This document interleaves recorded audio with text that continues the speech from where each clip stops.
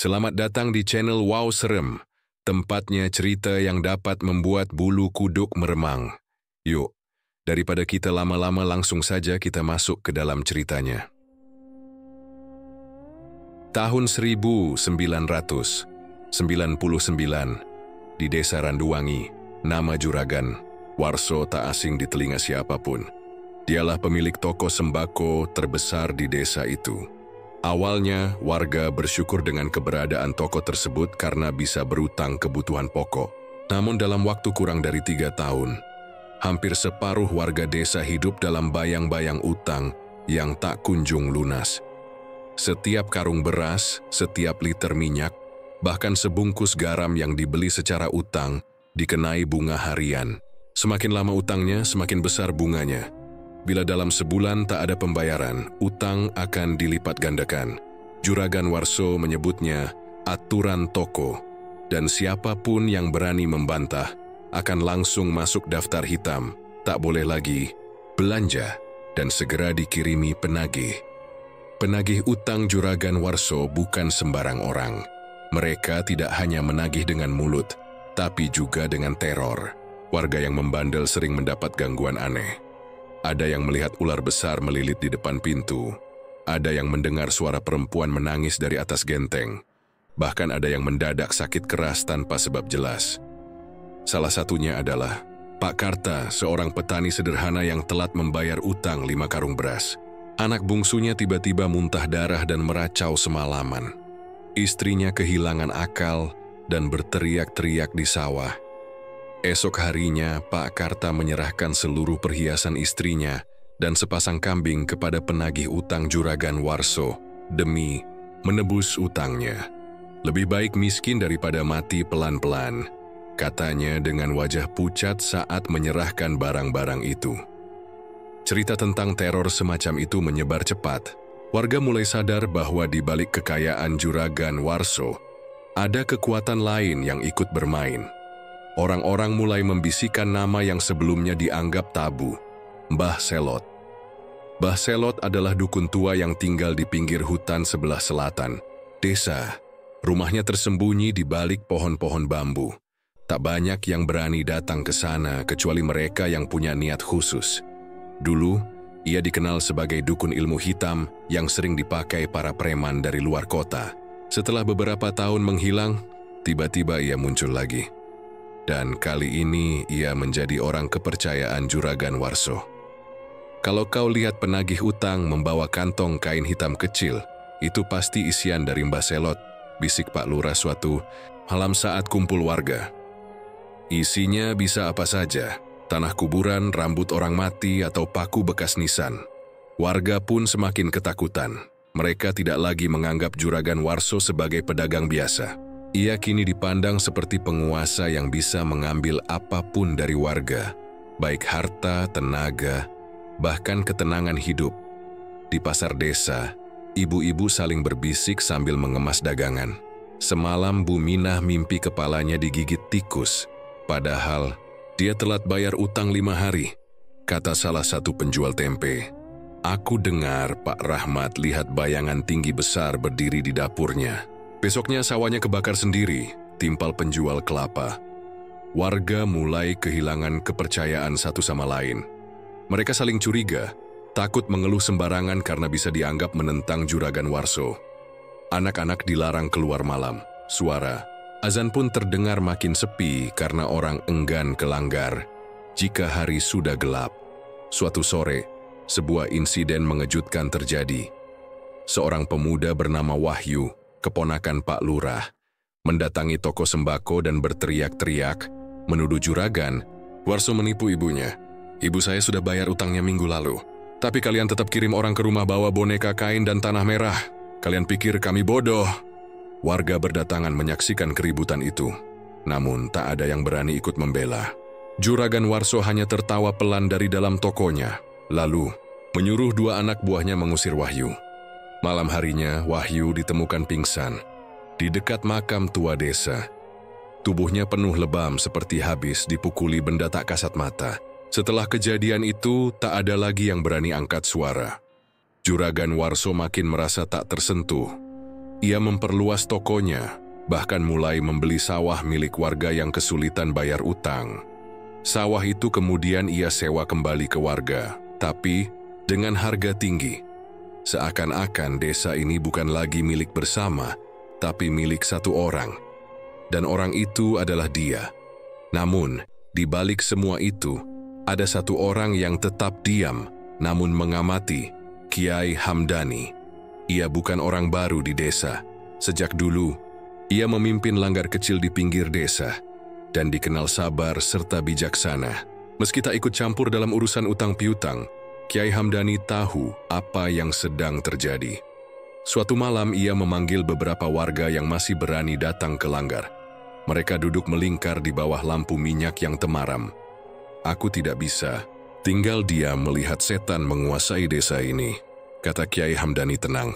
"Ilmu hitam tidak akan menang selamanya. Tapi kita juga tidak bisa melawan dengan emosi. Harus dengan cara yang tepat." Salah satu warga bertanya, "Kiai, kalau kita lawan apa kita tidak kena santet juga?" Kiai Hamdani mengangguk pelan. "Ilmu gelap hanya bisa ditangkal dengan cahaya.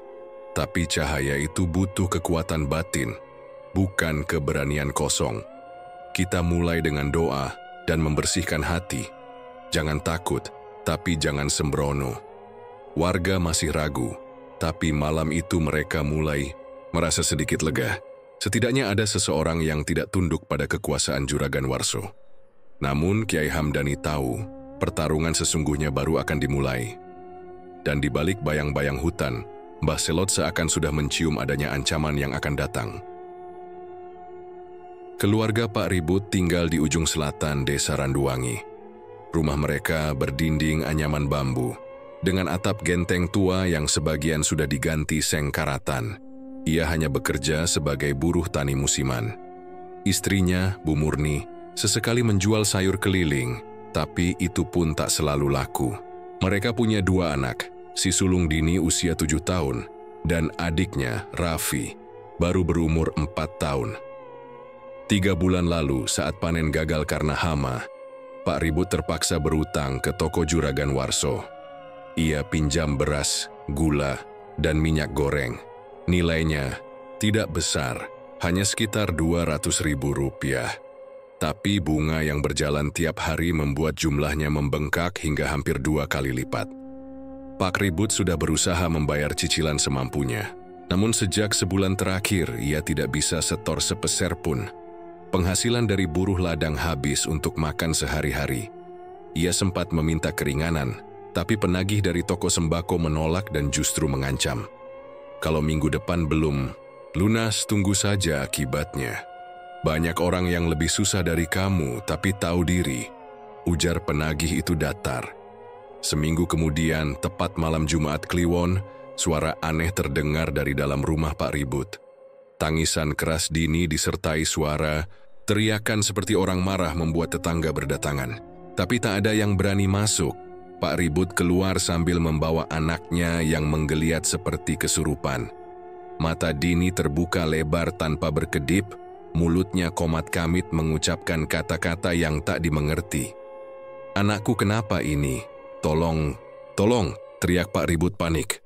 Bu Murni jatuh pingsan di serambi.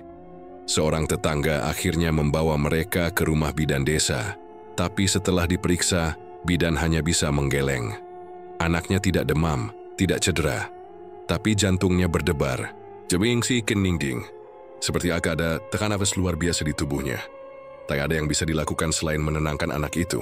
Dini akhirnya tertidur menjelang subuh setelah dicekoki air putih yang sudah dibacakan doa oleh tetangga yang pernah nyantri. Namun, sejak malam itu, Dini jadi pendiam dan sering melamun. Sesekali ia tertawa sendiri, lalu menangis tanpa sebab. Masalah belum selesai. 2 hari kemudian, Bu Murni tiba-tiba terjatuh saat sedang mencuci pakaian di sumur belakang. Saat dibopong ke dalam rumah, tubuhnya sudah tak bergerak. Nafasnya berhenti, matanya terbuka menatap kosong. Tak ada luka, tak ada suara sebelumnya. Orang kampung ramai datang ke rumah Pak Ribut. Mereka ikut membantu pemakaman, tapi suasana menjadi berbeda. Ketakutan muncul. Banyak yang yakin kejadian itu bukan kebetulan. Salah satu tetangga, Bu Yati, mengaku melihat bayangan tinggi besar berdiri di atap rumah Pak Ribut malam sebelum Bu Murni meninggal. Ada pula yang mengatakan melihat burung hantu bertengger di jendela dapur rumah itu siang hari. Tanda buruk, katanya. Pak Ribut semakin terpuruk. Ia tak lagi bekerja dan hanya duduk di depan rumah menatap kosong. Dini makin sering bicara sendiri, kadang menyebut nama orang yang tidak dikenal siapapun. Tadi malam aku bermain sama Mbah. Mbah bawa api, tangannya panjang, ujar Dini suatu malam. Beberapa orang menyarankan agar Pak Ribut membawa anaknya ke dukun atau orang pintar. Tapi ia tak punya uang. Lagi pula setelah istrinya meninggal, ia mulai merasa ada sesuatu yang memang ingin menghancurkan keluarganya.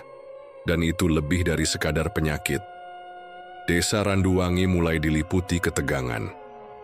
Warga percaya apa yang menimpa keluarga Pak Ribut adalah bentuk hukuman karena tidak bayar utang tepat waktu. Mereka makin takut terlambat membayar. Bahkan ada yang menjual barang-barang dapur agar bisa setor ke toko sembako secepatnya. Suara-suara aneh makin sering terdengar di malam hari. Beberapa warga mendengar suara ketukan dari arah dinding dapur. Ada juga yang mencium bau busuk seperti bangkai padahal tidak ada apa-apa. Bayangan melintas, pintu terbuka sendiri, dan binatang peliharaan tiba-tiba mati. Pak Lurah sempat mengadakan pertemuan warga untuk mencari solusi. Tapi tidak banyak yang bicara. Mereka takut, apalagi setelah tahu Mbah Selot sering terlihat masuk toko Juragan Warso setiap malam Jumat. Orang-orang hanya berani bisik-bisik, menyebut bahwa santet kini menjadi alat penagihan yang sah di desa mereka. Salah seorang tokoh masyarakat, Pak Muji, mencoba bicara kepada penagih utang Juragan Warso agar memberikan kelonggaran. Tapi ia justru diperingatkan, kami tidak suka orang ikut campur. Kalau tak ingin rumahmu seperti rumah Pak Ribut, sebaiknya diam saja. Sejak itu Pak Muji tak pernah datang ke Langgar lagi. Ia bahkan mulai jarang keluar rumah. Ketakutan menyebar seperti wabah. Bahkan anak-anak pun mulai bicara soal penunggu toko sembako dan hantu utang. Kiai Hamdani, yang mendengar kabar kematian Bu Murni dan kondisi Dini, merasa saatnya bertindak. Ia datang diam-diam ke rumah Pak Ribut. Sambil memegang kepala Dini, ia membaca doa dalam hati. Tubuh Dini mendadak menggigil, dan dari mulutnya keluar air liur hitam. Anak ini terkena gangguan kiriman, ujar Kiai Hamdani pada Pak Ribut. Ada jin yang sengaja diikatkan padanya. Pak Ribut hanya mengangguk. Ia tidak tahu harus bilang apa. Ia hanya ingin anaknya sembuh dan hidup mereka kembali normal. Tapi di desa ini, normal sudah bukan hal yang mudah didapat. Kiai Hamdani tidak langsung mengusir gangguan itu. Ia hanya memberi air doa dan meminta Pak Ribut rajin salat malam dan membersihkan rumah dari benda-benda aneh. Saya belum bisa langsung melawan. Ini bukan kiriman biasa, tapi saya akan bantu, kata Kiai Hamdani. Malam itu ia pulang dengan pikiran berat. Apa yang menimpa keluarga Pak Ribut hanyalah permulaan. Desa ini sedang menuju kehancuran jika tidak ada yang menghentikan kekuatan gelap yang bergerak di balik dagangan sembako. Hari masih pagi ketika suara gaduh terdengar dari langgar kecil milik Kiai Hamdani. Beberapa santri berkumpul mengelilingi seorang remaja yang tergolek lemas di lantai. Santri itu bernama Hadi, anak bungsu Pak Karto. Santri yang dikenal rajin dan tidak pernah meninggalkan salat. Semalam ia pulang dari rumah Pak Ribut setelah mengantarkan air doa dan sedikit bantuan makanan. Namun sejak tengah malam, tubuh Hadi mendadak panas tinggi dan menggigil. Ia mengigau menyebut nama yang tak dikenali, lalu muntah cairan kuning yang menyengat. Santri lain langsung membawanya ke Langgar agar mendapat penanganan dari Kiai Hamdani. Siapa yang mengutusmu ke rumah itu? Suara Kiai Hamdani tenang tapi matanya menajam. Ia duduk di samping tubuh Hadi sambil menempelkan telapak tangan ke dada santri itu. Aku cuma ngantar air buat Dini. Suara Hadi lirih. Tak lama kemudian, tubuhnya mengejang dan mulutnya mengeluarkan busa. Beberapa santri lain mundur, takut melihat perubahan mendadak itu. Tapi Kiai Hamdani tetap tenang. Ia membaca beberapa doa dan mengusap kepala Hadi dengan air yang sudah disiapkan. Perlahan, tubuh Hadi tenang dan napasnya kembali normal, meski masih sangat lemah. "Ini bukan sakit biasa," ucap Kiai Hamdani. "Yang menyerang bukan hanya anak-anak Pak Ribut.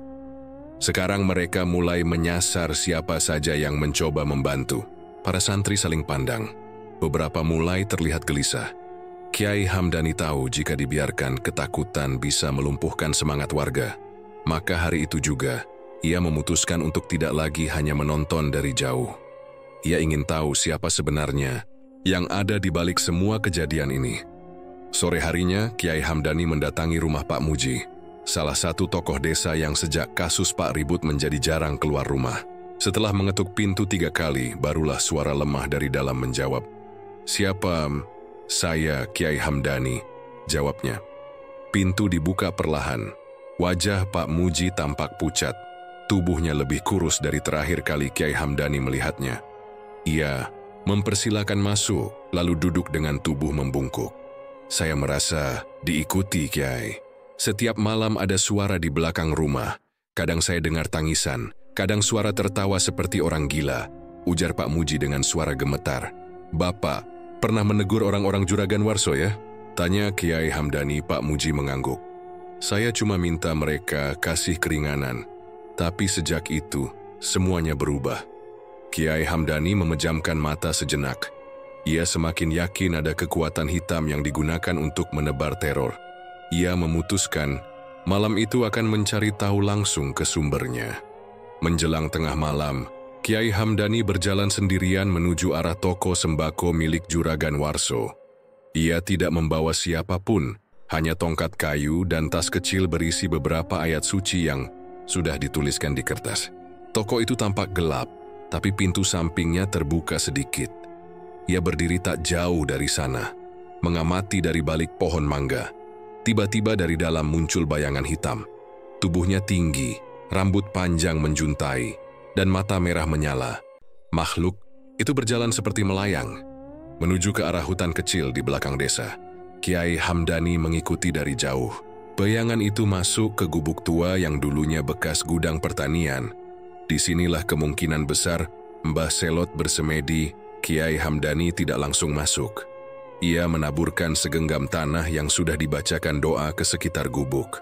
Suasana langsung berubah. Angin berhembus kencang dan suara lolongan terdengar dari arah belakang. "Mbah Selot," ucap Kiai Hamdani pelan namun tegas. "Keluar, saya tahu kau ada di sini." Suara tawa pelan terdengar dari dalam. Kemudian muncullah sosok tua berambut gimbal dan mata cekung. Pakaiannya lusuh, namun sorot wajahnya menyiratkan kekuatan yang tidak biasa. "Kau berani datang sendirian, Kiai?" tanya Mbah Selot. "Saya tidak ingin berperang, tapi saya juga tidak akan membiarkan warga desa ditindas terus. Kau dan Juragan Warso harus dihentikan." Mbah Selot tersenyum sinis. "Kekuatan kami bukan untuk dihentikan. Sudah banyak yang mencoba. Semua gagal." Tiba-tiba Mbah Selot menepukkan tangan ke tanah. Seketika dari arah kanan dan kiri gubuk muncul 2 sosok tinggi besar berbulu hitam. Mata mereka merah menyala, gigi bertaring, dan tubuhnya berasap. Kiai Hamdani berdiri tegak. Ia mengambil botol kecil berisi air, membuka tutupnya, dan menyiramkan ke tanah. Sosok-sosok itu meraung dan mundur beberapa langkah.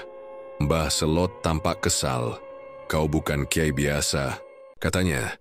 "Saya hanya orang kampung yang tidak ingin desanya dihancurkan oleh nafsu dan keserakahan," jawab Kiai Hamdani.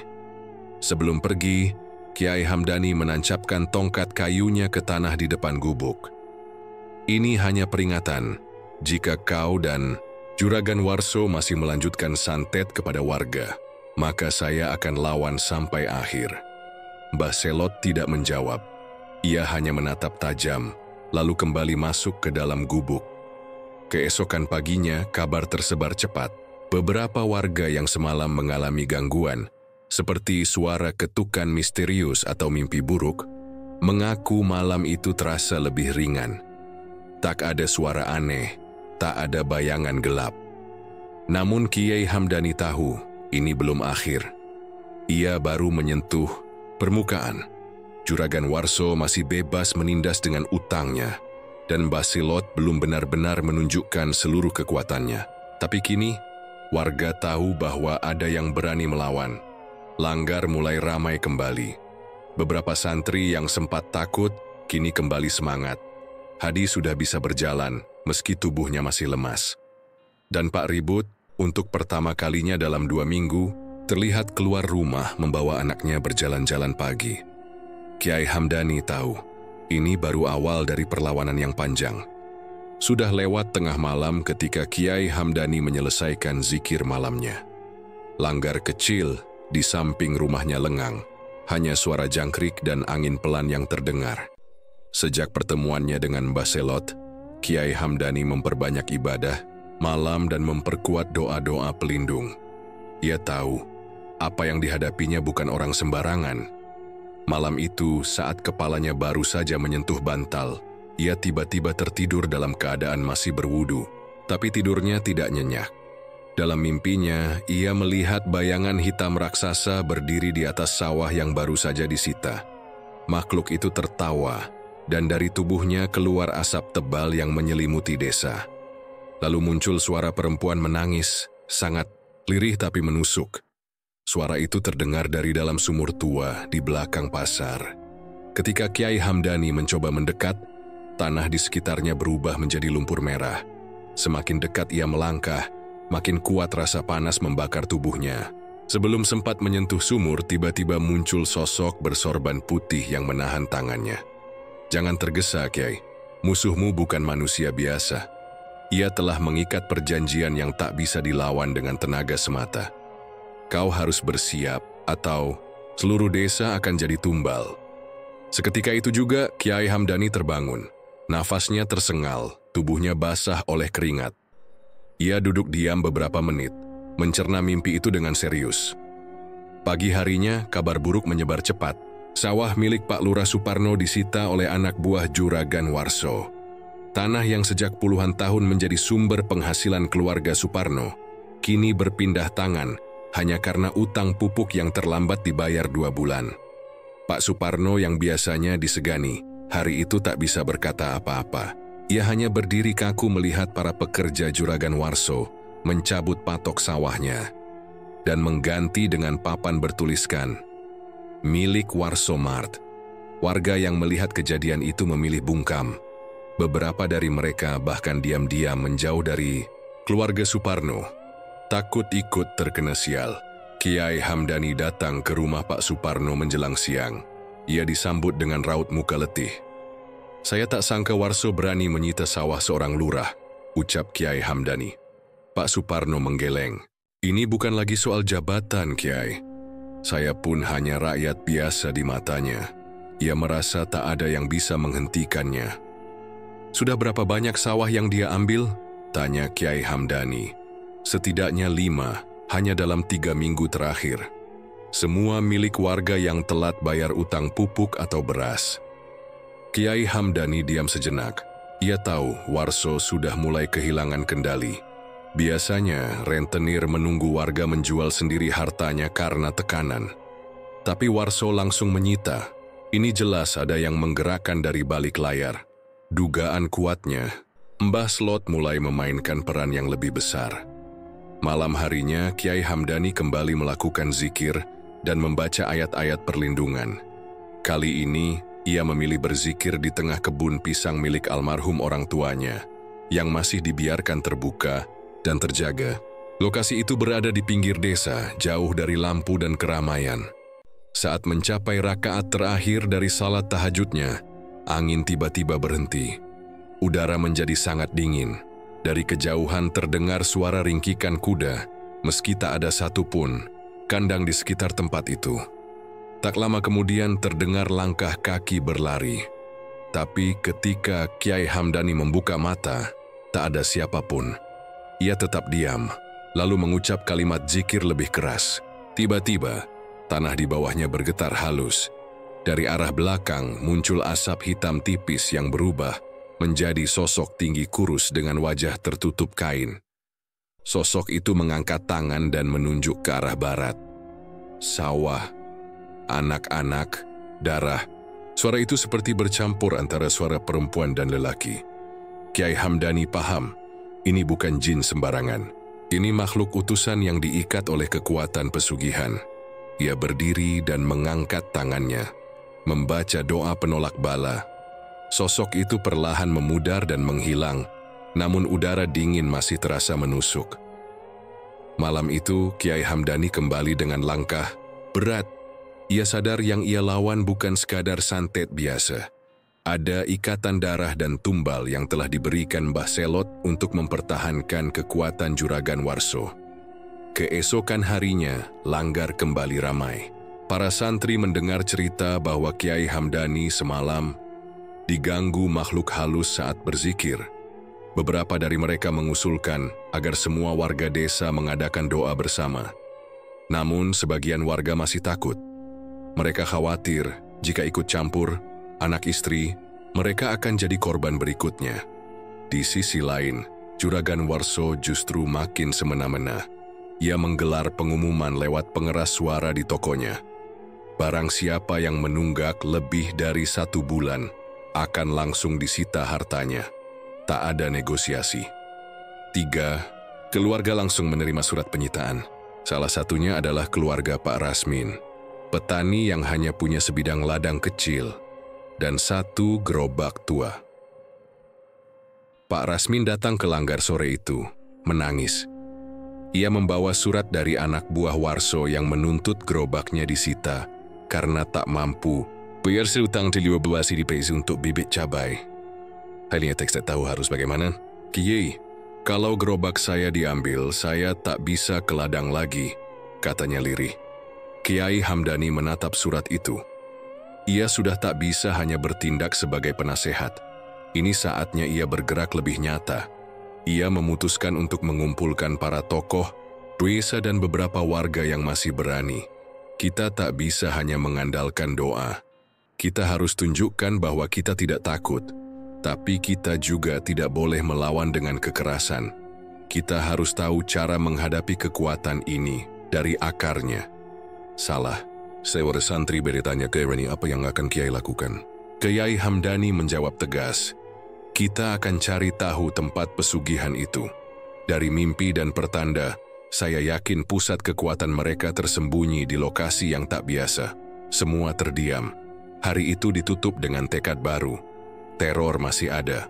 Tapi, setidaknya sekarang warga punya arah. Dan Kiai Hamdani tahu waktu untuk melawan secara terbuka akan segera datang. Langgar di rumah Kiai Hamdani pagi itu lebih ramai dari biasanya. Warga berdatangan sejak selepas subuh. Kabar bahwa Kiai Hamdani akan mengadakan ruqyah massal menyebar cepat ke seluruh pelosok desa. Beberapa datang dengan membawa anak-anak yang sering kesurupan. Ada juga yang mengeluh rumahnya mendadak terasa panas atau dipenuhi suara-suara aneh saat malam. Kiai Hamdani duduk di saf depan, dikelilingi beberapa santri yang siap membantu. Ia membawa kitab, air yang telah dibacakan doa, serta dupa kayu gaharu yang dibakar tipis sebagai pengusir jin. Sebelum memulai, ia memberikan pengantar singkat. Ini bukan ritual, ini bentuk ikhtiar kita. Jangan takut pada apapun yang tak terlihat. Tak ada satupun makhluk halus yang bisa mengalahkan kuasa Allah selama kita menjaga niat dan tauhid kita. Satu persatu warga diminta maju.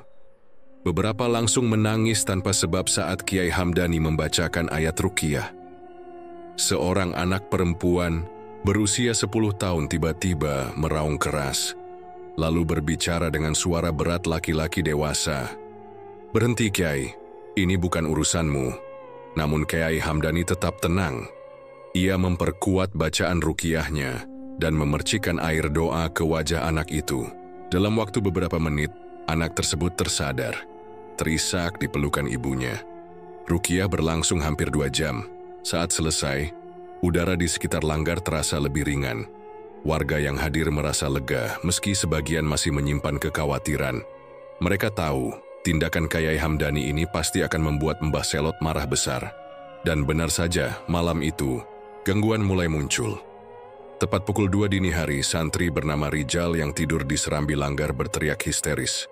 Teman-temannya segera bangun dan melihat tubuh Rijal seperti terseret ke sudut langgar. Matanya terbalik ke atas. Kiai Hamdani, yang juga terbangun, langsung turun tangan. Ia meletakkan tangannya di dada Rijal dan membaca surat Al-Baqarah.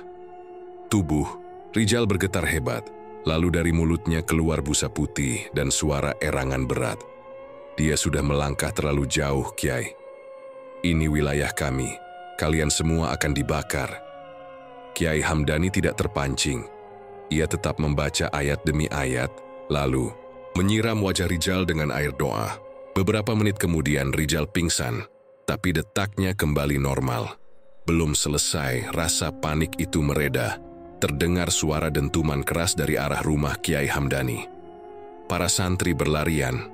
Pintu rumah utama terbuka sendiri, dan lampu minyak yang biasa menyala di ruang tamu padam tiba-tiba. Asap tipis memenuhi ruangan. Istri Kiai Hamdani, Bu Nyai Zubaidah, memegangi rak buku yang nyaris jatuh akibat getaran aneh.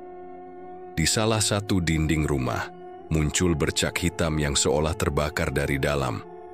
Santri yang melihat hal itu langsung mengambil air doa dan menyiramkannya. Kiai Hamdani masuk ke rumah sambil membawa tasbih besar. Ia membaca doa perlindungan rumah, kemudian berjalan ke arah dinding bercak hitam. Begitu disentuhnya, dinding itu mengelupas dan memperlihatkan simbol aneh. Lingkaran dengan gambar lidah api dan tanda silang terbalik. Simbol ini bukan dari sini. Ini kiriman, gumam Kiai Hamdani. Keesokan harinya, ia mengajak para santri membersihkan rumah dan langgar. Semua celah dicek. Di bawah bantal salah satu santri ditemukan boneka kecil dari kain kafan, ditusuk dengan paku di bagian kepala dan dada. Kiai Hamdani menyimpulkan bahwa ini adalah bentuk serangan balik dari Mbah Selot. Santetnya tidak hanya menargetkan fisik, tapi juga menyerang langsung ke tempat-tempat ibadah. Selama 3 hari berturut-turut, gangguan gaib terus terjadi. Burung gagak mendadak masuk ke langgar dan mati sendiri. Kambing milik warga ditemukan mati dengan luka tak wajar, seperti bekas cakar binatang besar.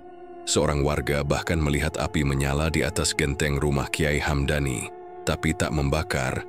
Apapun, Kiai Hamdani tidak tinggal diam.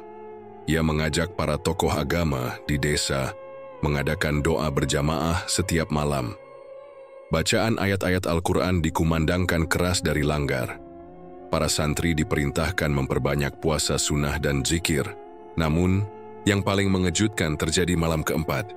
Langgar kembali diserang, kali ini lebih hebat. Semua lampu padam secara bersamaan. Suara gamelan terdengar dari luar, padahal tak ada yang bermain musik. Di tengah gelap, sosok tinggi besar dengan tubuh berbulu muncul di depan pintu. Sosok itu tidak menyentuh tanah. Ia melayang, dengan mata merah menyala dan mulut yang mengeluarkan suara desisan panjang. "Berhenti, atau kalian semua akan musnah," ucapnya dengan suara berat dan bergetar. Kiai Hamdani berdiri di depan pintu langgar. Ia tak mundur sedikit pun. Dengan suara keras, ia membaca ayat kursi, diikuti para santri yang berdiri di belakangnya. Saat ayat terakhir dibaca, sosok itu meraung dan meledak seperti kabut tebal yang tersebar ke segala arah. Langgar bergetar hebat, tapi tidak roboh. Setelah kejadian itu, Kiai Hamdani jatuh terduduk. Ia lelah, tapi yakin bahwa serangan itu merupakan puncak dari kekuatan yang dilepaskan Mbah Selot. Pagi harinya, warga berdatangan ke rumah Kiai Hamdani. Mereka mendengar kejadian semalam dan kini tak lagi ragu. Beberapa yang sebelumnya takut mulai bergabung. Mereka menyumbang makanan, air bersih, dan membantu membersihkan lingkungan sekitar langgar. Kiai Hamdani mengadakan rapat kecil. Ia mengajak para santri dan beberapa warga untuk menyusun rencana lebih besar. Mereka perlu menemukan tempat pusat kekuatan Mbah Selot. Jika hanya bertahan, maka desa akan terus dalam ancaman. "Apa kita akan menyerang balik, Kiai?" tanya salah satu santri. "Kita tidak menyerang, kita netralkan. Tapi kita harus tahu di mana sumbernya. Saya yakin kekuatan Mbah Selot berasal dari tempat yang disakralkan. Seorang warga, Pak Sarmin, mengangkat tangan. Saya pernah mendengar ada ruangan bawah tanah di belakang toko Warso Mart. Kata orang, dulunya tempat itu adalah sumur mati. Kiai Hamdani mengangguk. Mungkin inilah yang harus kita cari, tapi kita tidak bisa gegabah. Kita siapkan diri dulu. Perang ini belum selesai. Malam itu, langit desa Karangsari tampak gelap pekat, seolah menyimpan sesuatu yang besar akan terjadi. Di langgar Kiai Hamdani, semua lampu dinyalakan, saf-saf syalat digelar, dan puluhan warga serta santri sudah berkumpul sejak selepas maghrib. Malam ini bukan malam biasa. Ini malam wirid besar-besaran yang sudah direncanakan Kiai Hamdani untuk melawan kekuatan gaib Mbah Selot. Setelah salat Isya, Kiai Hamdani berdiri di depan mimbar kecil. Suaranya tegas, namun tidak meninggi. Malam ini kita bukan melawan orang, kita melawan kezaliman. Kita melawan sihir yang merusak desa kita. Jangan takut karena kita tidak sendiri, tapi jangan lengah karena malam ini bisa jadi malam penentuan. Semua yang hadir mengangguk. Tak ada yang berbicara. Bahkan suara jangkrik pun terasa enggan berbunyi. Wirid dimulai. Zikir dan ayat-ayat ruqyah dibacakan berulang-ulang. Semakin lama, bacaan mereka seperti membentuk getaran yang menyelimuti langgar. Beberapa warga merasakan perut mereka mual. Ada pula yang mendadak berkeringat dingin, namun tak satu pun berhenti. Tepat pukul tengah malam, terdengar suara letupan keras dari arah barat desa. Arah di mana rumah Mbah Selot berada. Langit yang tadinya gelap tampak berkedip merah. Seorang santri berlari tergopoh-gopoh dari luar, langgar dan melapor bahwa dari kejauhan terlihat kobaran api di sekitar rumah tua, tempat Mbah Selot biasa melakukan ritual. Kiai Hamdani mengangkat tangannya dan menghentikan wirid sejenak.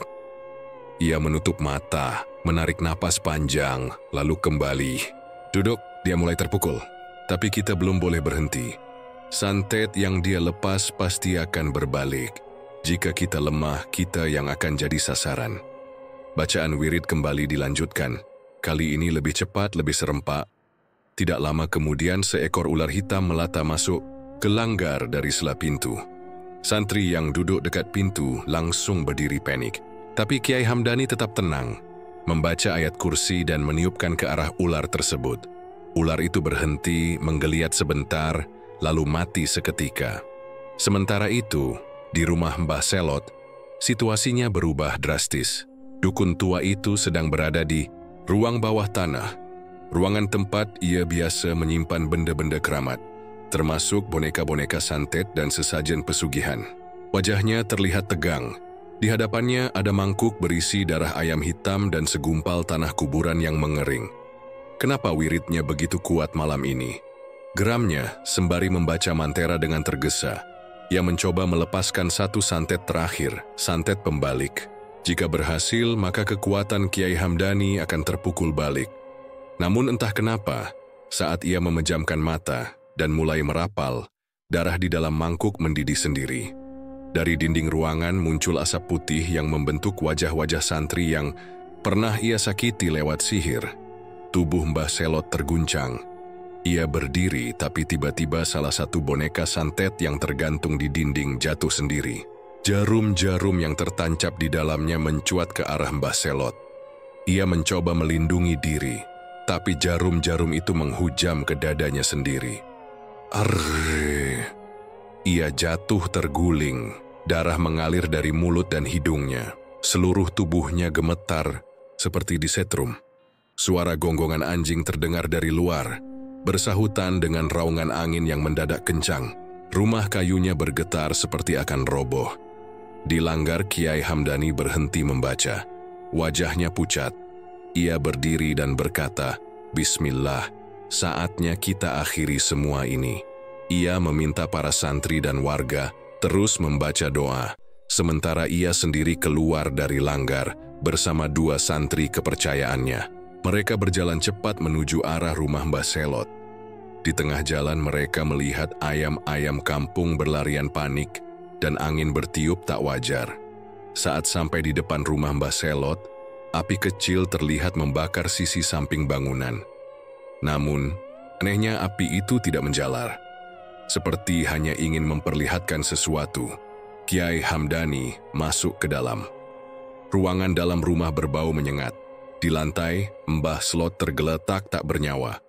Matanya melotot, mulutnya masih mengeluarkan busa. Di dadanya terdapat 3 bekas tusukan jarum, persis seperti letak tusukan pada boneka santet yang ada di ruangan bawah tanah. Kiai Hamdani menutup matanya sejenak dan mengucap istighfar. Yang zalim biasanya jatuh karena ulahnya sendiri, ucapnya lirih. Keesokan paginya kabar kematian Mbah Selot menyebar ke seluruh desa. Tak ada yang berani menyentuh mayatnya. Akhirnya jenazah Mbah Selot dikuburkan tanpa upacara. Hanya perangkat desa yang datang ditemani beberapa warga yang penasaran. Yang paling menarik perhatian adalah perubahan pada Juragan Warso. Hari itu juga ia tidak keluar rumah. Esoknya Warso Mart tutup tanpa pemberitahuan. Orang-orang yang biasanya mondar-mandir di rumah Juragan Warso untuk mencatat utang mendadak menghilang. Bahkan 2 pegawai tukang tagihnya pulang kampung dan tidak pernah kembali. Warga mulai berani bersuara. Mereka berdatangan ke rumah Kiai Hamdani. Sebagian membawa bukti bahwa utangnya ke Juragan Warso sudah dibayar, tapi masih ditagih. Kiai Hamdani hanya meminta warga bersabar dan tidak bertindak main hakim sendiri. Namun perubahan terbesar terjadi pada malam harinya. Seorang warga melihat Juragan Warso keluar rumah dengan langkah pincang. Wajahnya pucat dan matanya sembab. Ia menuju langgar dan duduk diam di serambi. Kiai Hamdani yang sedang berzikir malam menghampirinya. "Ada yang bisa saya bantu, Juragan?" Juragan Warso hanya terdiam. Ia menunduk lalu berkata lirih, "Saya rasa semua ini salah saya. Mbah Selot, dia hanya alat, tapi saya yang mengizinkan semua ini." Kiai Hamdani menatapnya dalam-dalam. "Kalau memang ingin berubah, buktikan dengan perbuatan. Jangan ulangi lagi kesalahanmu. Kalau memang uang itu hasil dari menyakiti orang, kembalikan pada jalan yang benar." Juragan Warso mengangguk pelan. Ia tak lagi bicara. Malam itu ia duduk diam hingga fajar menyingsing. Kemenangan Kiai Hamdani dan warga desa Karangsari atas kekuatan gaib Mbah Selot bukan semata soal kekuatan spiritual, tapi soal keteguhan hati dan keberanian untuk melawan ketidakadilan. Mbah Selot mati oleh santetnya sendiri, dan kuasa Juragan Warso mulai runtuh tanpa sokongan ilmu hitam. Namun Kiai Hamdani tahu, perjuangan belum selesai sepenuhnya. Setelah kematian Mbah Selot, keadaan desa Karangsari mulai tenang. Tidak ada lagi penagih utang yang mengetuk pintu rumah warga dengan ancaman. Namun di balik ketenangan itu, rumah besar milik Juragan Warso justru berubah menjadi tempat yang menakutkan. Lampu-lampu selalu menyala sepanjang malam, dan tidak pernah terdengar aktivitas di dalamnya. Beberapa warga yang lewat malam hari mengaku mendengar suara tangisan dari dalam rumah itu. Bahkan ada yang bersumpah melihat sosok bayangan perempuan duduk di teras depan, mengenakan kain putih lusuh dengan mata melotot penuh amarah. Semakin hari kabar tentang gangguan gaib di rumah Juragan Warso makin menyebar. Di hari ketiga setelah kematian Mbah Selot, pembantu rumah tangga Juragan Warso keluar terbirit-birit. Ia menjerit, mengaku melihat penampakan sosok lelaki tua penuh luka berdiri di dapur sambil menunjuk-nunjuk ke arah kamar atas. "Itu Pak Dirman, yang dulu rumahnya disita. Dia datang," ucapnya sambil gemetar. Sejak saat itu, Juragan Warso tak lagi terlihat keluar rumah. Menurut seorang tukang sayur, ia masih hidup tetapi kondisinya sangat kacau. Wajahnya kusut, rambutnya awut-awutan, jalan pun seperti orang linglung. Cerita si tukang sayur kepada warga. Beberapa hari kemudian, suara tawa cekikikan terdengar dari rumah itu. Suara perempuan diikuti suara benda jatuh. Warga makin yakin bahwa Juragan Warso sedang diteror oleh roh-roh orang yang pernah menjadi korban utangnya. Sementara itu, Kiai Hamdani menggelar pertemuan di Langgar. Ia mengundang para tokoh desa, termasuk perangkat desa dan tokoh pemuda. Topiknya jelas, bagaimana membangun sistem keuangan yang adil agar tragedi seperti ini tak terulang. Saya usulkan agar kita membentuk koperasi desa. Setiap warga bisa menabung dan meminjam dengan bunga rendah. Cukup untuk operasional, tanpa tekanan atau tipu daya, jelas Kiai Hamdani. Beberapa warga langsung menyambut gagasan itu. Pak Rodi, petani tua yang dulu sempat terjerat utang di Warso Mart, mengangkat tangan. Kalau sistem koperasi itu bisa bikin kita tidak bergantung pada juragan kaya, saya dukung 100%. Pertemuan itu menjadi titik awal lahirnya koperasi Desa Karangsari Bersatu. Modal awal dikumpulkan dari hasil patungan warga dan sumbangan sukarela dari para santri. Kiai Hamdani menolak menggunakan harta bekas milik Juragan Warso, meski beberapa warga menyarankan agar kekayaannya disita. Harta yang tidak jelas asal-usulnya, jangan dulu kita pakai. Kita mulai dari yang bersih, tegas Kiai Hamdani. Seminggu kemudian bau busuk tercium dari rumah Juragan Warso. Seorang tukang sampah melapor ke kepala dusun. Bersama beberapa pemuda dan perangkat desa, mereka memberanikan diri masuk ke rumah besar itu. Begitu pintu utama dibuka, bau busuk langsung menyambar. Lantai penuh sampah, dinding penuh coretan. Di ruang tengah, mereka menemukan puluhan kertas, berserakan bertuliskan kalimat-kalimat kacau. Aku dihantui. Mereka menatapku tiap malam. Semua ini salahku. Ketika naik ke lantai 2, mereka menemukan Juragan Warso tergantung di kusen jendela kamarnya. Tubuhnya sudah membusuk, wajahnya menghitam, lidah terjulur. Di lantai, terdapat tali pocong dan foto-foto korban utang yang sepertinya dulu digunakan Mbah Selot untuk ritual. Sontak, kabar bunuh diri Juragan Warso menggemparkan desa. Banyak yang mengaku tidak kaget, tapi tetap merinding mengetahui akhir tragis sang juragan. Jenazah Juragan Warso dikuburkan tanpa upacara. Hanya ada 2 orang, kerabat jauh yang datang. Tidak ada warga yang mau membantu proses pemakaman. Bahkan beberapa warga meminta agar rumah bekasnya dibongkar saja, karena dianggap membawa kutukan. Namun Kiai Hamdani menenangkan warga. Rumah tidak salah. Yang salah adalah perbuatan pemiliknya. Kalau mau dibongkar, bukan karena takut, tapi karena ingin memulai yang baru. Kalau bisa, tempat itu dijadikan sesuatu yang bermanfaat. Akhirnya disepakati, rumah besar itu akan dikosongkan dan lahan bekasnya kelak akan dijadikan balai warga. Setelah proses hukum atas harta Juragan Warso selesai, koperasi desa mulai berjalan. Dalam beberapa bulan, puluhan warga sudah memanfaatkan layanan tabungan dan pinjaman untuk usaha kecil. Warung-warung rakyat kembali buka. Tidak ada lagi ancaman atau teror dalam setiap transaksi. Pak Rodi kini membuka kios pupuk kecil-kecilan. Mak Jum yang dulu kehilangan sawah karena utang, kembali bertani berkat pinjaman modal dari koperasi. Suasana desa yang dulu muram perlahan, berubah menjadi lebih hidup dan bersahabat. Setiap malam Jumat, warga rutin mengadakan pengajian bersama. Kiai Hamdani selalu menutup pengajian dengan pengingat penting. Kita tidak boleh lagi mengulang kesalahan yang sama. Jangan biarkan satu orang menguasai semuanya, apalagi dengan cara yang menindas. Adil itu bukan bagi-bagi harta, tapi bagi-bagi kesempatan. 3 bulan setelah kematian Juragan Warso, kepala desa mengeluarkan surat resmi yang mengakui koperasi desa sebagai lembaga sah dan terdaftar. Bahkan dinas kabupaten datang berkunjung dan memberi bantuan peralatan kantor, serta pelatihan pengelolaan keuangan. Di halaman bekas rumah Juragan Warso dibangun pendopo kecil. Di depan pendopo dipasang papan nama, Balai Warga Karangsari. Dari warga oleh warga untuk warga. Papan itu terbuat dari kayu bekas lemari tua milik Warso Mart sebagai simbol bahwa masa kelam itu sudah berlalu. Suatu malam Kiai Hamdani duduk sendirian di Serambi Langgar. Angin malam bertiup pelan. Ia melihat bintang di langit dan tersenyum kecil.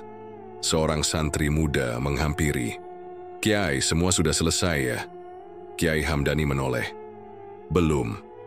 Selama manusia masih bisa lupa, kita harus terus mengingatkan. Tapi untuk sekarang, kita bisa istirahat sebentar. Desa ini sudah mulai sembuh. Santri itu mengangguk. Dari kejauhan terdengar suara tawa anak-anak bermain petak umpet di halaman masjid.